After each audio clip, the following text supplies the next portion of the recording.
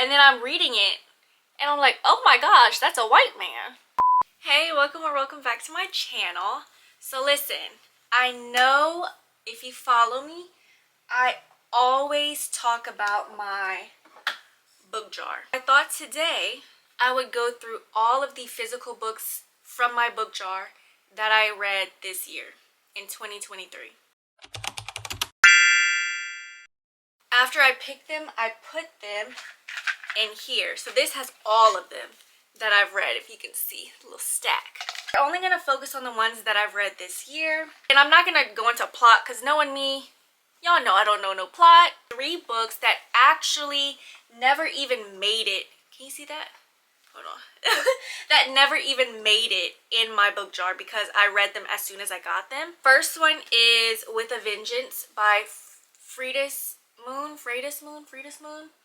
This is a monster romance? I think so.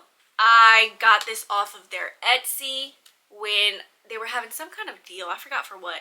Tastes Like Shakar is an, well, it's not an ARC, but it was sent to me from HarperCollins in exchange for me to post about it. Not necessarily, I didn't necessarily have to read it, just that's why it was sent to me.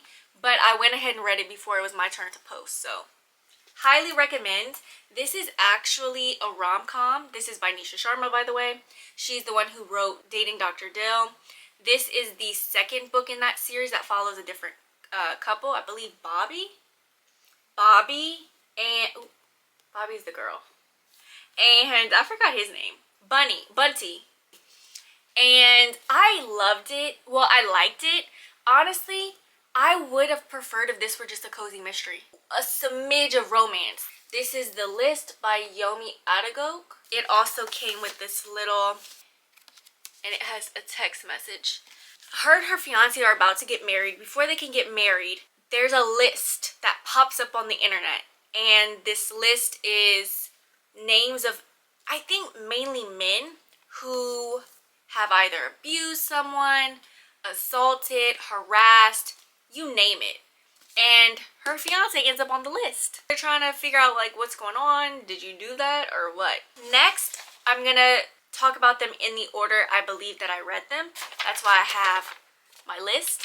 So the very first book this year that I was able to pick and I read is probably my favorite YA romance.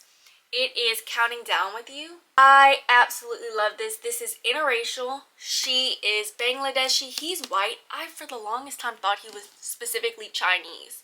I thought he was Asian, but specifically I thought he was Chinese. No idea why.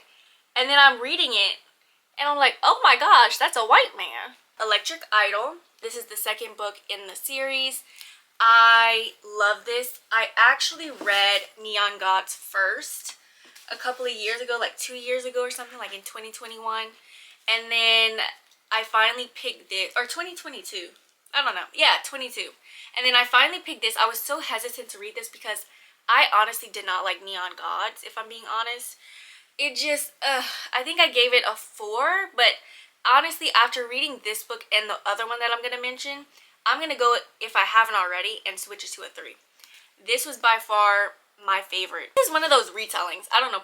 Is this the one with Persephone? No, Persephone is that one. This one is Psyche and Demetriou. Girl, I don't... Oh, Eros. Girl, I don't... Oh, Eros and Psyche. I don't know. I think the main character, Psyche, is plus size. Oh, my sister, the serial killer. I feel like I'm actually in the minority with this book. I didn't like it. I gave it a 3. I didn't realize that as you read it, like there would be nothing going on in it. Nothing went on. It's literally about my sister, the serial killer. That's it. Our main character ends up falling for someone that she works with. I think he's a doctor. And her sister set out like to kill him. I don't know. There was just nothing going on in here. But I would read the reviews anyway on Goodreads because, again, I believe I'm in the minority. Love Radio by Ebony Liddell. This is probably my second favorite YA romance. It's a black romance. They're in high school. He's like a local DJ. And I believe she's a writer. Honestly, y'all, It was so much. I think one of the reasons why I love YA romances, even though I think if you look me up somewhere, I'm probably hating on YA romances somewhere. But honestly, I really do think I love YA romances because there's always more to it. There's this coming of age aspect that I really love. Next, I'm just gonna mention it because I feel like sometimes with these boycotts, some people don't pay attention to publishers or something. So I'm just gonna mention it so you know, hey, this is one of those. You know what I mean? So A Flicker in the Dark is published by Minotaur Books. This is one of the boycott ones. So I'm not even gonna talk about it. Good Girl, Bad Blood. It's a little chunky. This is the second book in a trilogy. Yeah, I have the third one. I haven't read the third one yet. I really enjoyed the first one and I loved this one. This is a YA thriller. You have to read the first one first. Honestly, which one do I prefer? I think I prefer the first one. But one thing that I really love about Holly Jackson is that she is going to go all out with her thrillers. You might. Honestly, no. If I'm speaking on this book, if you say that you guessed the person, you're lying. However, 5 Survived by her, I didn't like that. I think that's a good book if you haven't already read her. But honestly, I feel if you've read her before, I just didn't like it. Trust me, you will never be able to figure out who did it. If you do, you won't be able to guess why. Like, it's always one of the two or both. Then we have my girl, Jessie Sutanto. 4 Aunties in a Wedding.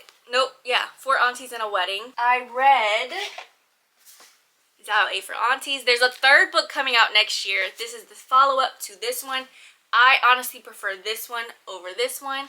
They're actually both, are they, I don't know if these are considered rom-coms. I think these are cozy mystery with romance. I didn't really like this one, and I think a lot of people felt that way.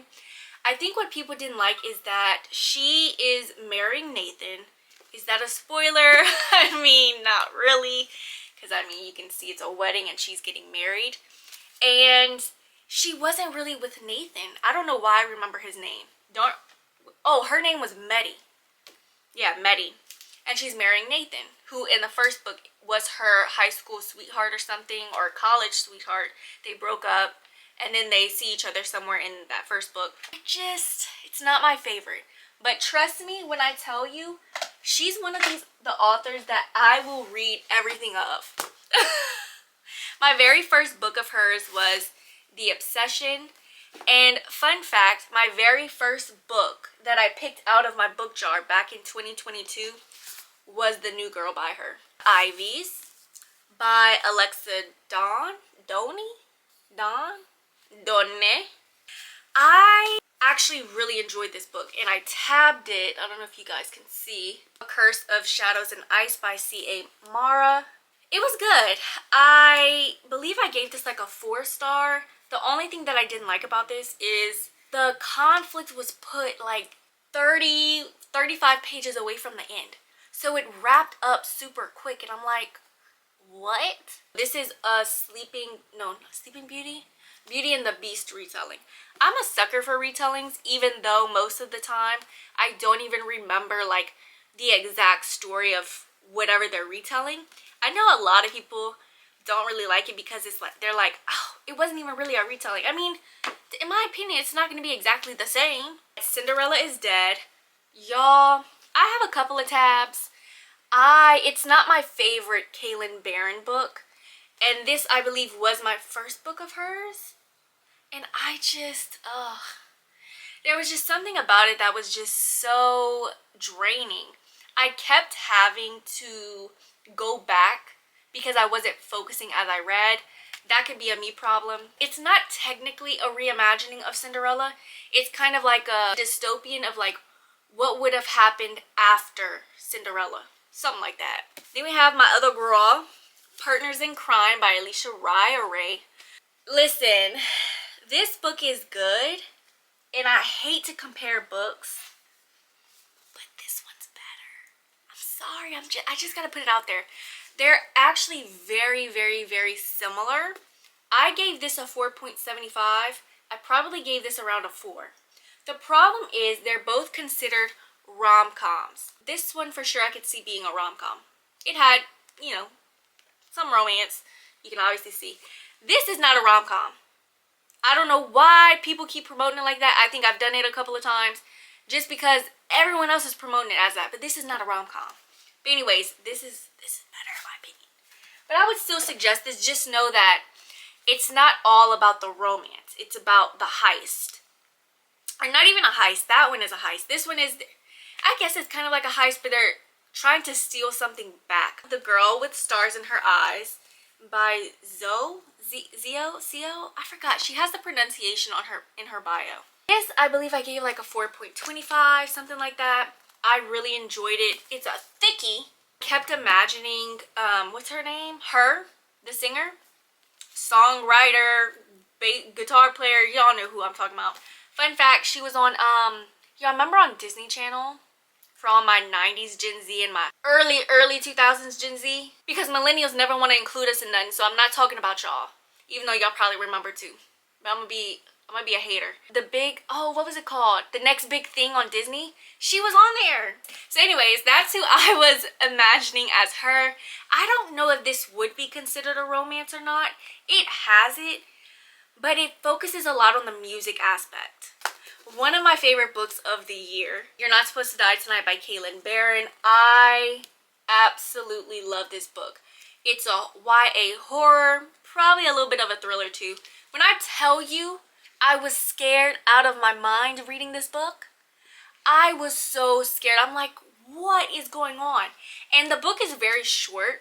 It's like 200 something pages. I told myself I could probably finish this in a day. I just need to make sure that I started early so that I don't need to read it at night.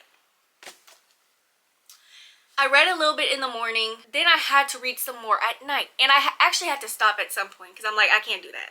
White Smoke by Tiffany D. Jackson. It's good. I think I've read 4 of her books. There's 3 in this pile, I believe. I'm lying. There's 2 in this pile. I'm growing up there. So I've read 3 of her books. This is probably, once I finish and read more of her books, I have a feeling Grown Up Here will always be my least favorite. I don't know why. It just will always be my least favorite. I gave it a 5-star. That's not really saying much. I gave it a 5-star and I think it will always be my least favorite. And I think this one will follow right behind it. There was just something about it. It's really good. But I'm one of those people, as I continue reading a specific author, I start to kind of compare all the books together to kind of rank them myself. And I think if I were to continue reading, this would still be at the bottom of my list. Monday's Not Coming. When I tell you what the hell is in this? This book, I have a video of my reaction reading the last couple of pages. Not the last couple of pages, but like the last, I don't know, 5 chapters on TikTok. This book broke my heart. And it's actually based on a true story. And I think that's kind of her thing because Grown as well. Now, she said at the end of Grown that it's not about R. Kelly. Girl, that's definitely about R. Kelly. They even have a scene, someone else saying like, oh yeah, he peed on me. Who else do we know who's done that? Allegedly. I don't know if I have to say that because he's actually in prison. You know what I mean? Like, come on now. And the fact that you had to put that at the end of the book saying that it's not inspired by him or something. Let me not lie. Let me read the end and see what she says. So she says, if you've read Allegedly or Monday's Not Coming, you already know this book was inspired by a case. But this book is not about R. Kelly, nor is it a recount of all of his allegations. The fact that you even had to put it in there because you knew yourself that it was oddly similar, give me a break. And I'm sure I'm not the only person that feels that way. But yeah, Monday's Not Coming. It's based off of a true story. Next, we have Wicked Beauty, which is the 3rd book in the Dark Olympus series by Katie Robert. It was good. This was the first time that I was, out of her books, that I was actually into the plot. I feel like all her other books, it has plot, but personally don't focus on it. I focus on the relationship, the spice. But this one, I found myself really wanting to read the story for the plot. This is a polyam book, polyamorous, threesome, throuple. This is Achilles I never know how to pronounce this. Patroclus, and Helen of Troy. Really good. We're getting into my last three. These are my most recent ones. They're Vicious Games by Joelle Wellington. It was really good. I would love to see like a movie adaptation, or I think for sure a movie, not a TV show. It's a YA thriller, and this is one of my most highly anticipated books of this year. Let Me Down. I believe I gave this a 3-star. It just wasn't for me. This is like a mixture of a thriller, a horror, did I say mystery? A fantasy. And the fantasy part of this is what threw me off. I just couldn't get into it. The most recent book that I finished, and will more than likely be my last of the year, is Along for the Ride by Mimi Grace. I have 3 books by her. There is a 4th one. This is the only one that's a standalone. The other 2 that I have, and the 3rd one, that like the 3rd in that series, that's a series. This is her only standalone at the moment. It was okay. I didn't tab it. I don't know if I gave this a 3 or a 4 or a 3.75. I don't know. I wasn't into it. I already kind of forgot what it was about. It was Enemies to Lovers. I do remember that. They spend only about half of the book on the road because they are traveling together for her sister and I believe his best friend or something that are getting married or moving. They might already be married. They're moving. So they're traveling and bringing their stuff across the state or whatever. And it's kind of forced proximity because they're with each other in this truck, you know, traveling. And we spent about half the book there, and then the other half they're back home and whatnot. It was just okay. It wasn't my favorite. That's it for this video. I hope you enjoyed. I hope you saw some things that kind of look a little good. I didn't really go in depth about what it's about, like the plot and stuff. Listen, most of these I would recommend. The only exceptions were the ones that I kind of said, like, hey, it wasn't the best. But honestly, anything and everything that I read, whether or not I enjoy it or not, I would still recommend to people because everyone's tastes are different. And I believe I said this in my 5-star reviews, reading 5-star reviews of books that I didn't like. There's going to be people that love everything. Every book is going to have people who love it. I don't know how many more days of bookmas I have, but I will more than likely see you again tomorrow.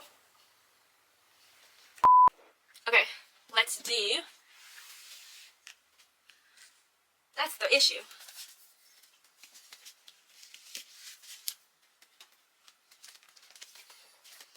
Thumbnail, thumbnail.